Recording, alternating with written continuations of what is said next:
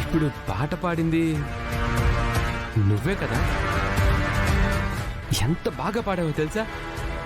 నీ వాయిస్ బాగుంటుందని తెలుసు, కానీ అసలు ఇప్పుడు వింటుంటే ఎంత మార్వలస్ గా ఉందో తెలుసా? ఆ ఇష్టంతోనే నా ఆల్బంలో తనకు అవకాశం ఇచ్చాను.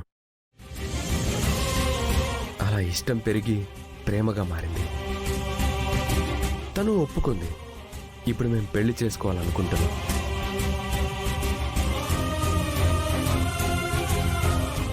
ఒకవేళ ఆ పాట పాడింది అక్షిత కాకుండా వేరే అమ్మాయి అయితే నువ్వేం చేసేవాడివి?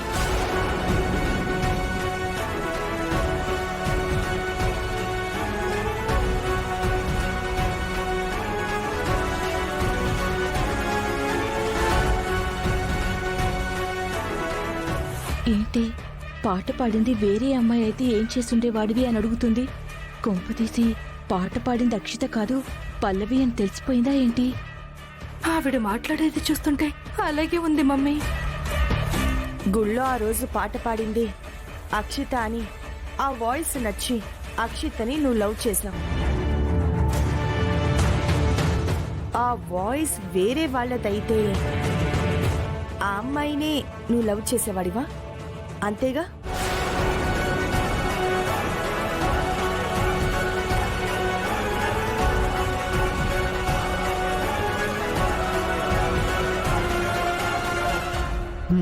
డెఫినెట్గా.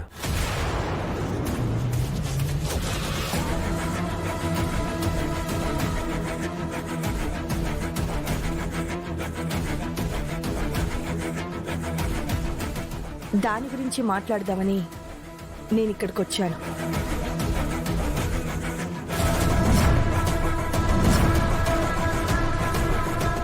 ఏంటమ్మా నువ్వు అంటుంది? అసలు నువ్వేం మాట్లాడుతున్నావు నీకు అర్థమవుతోందా? సుమా!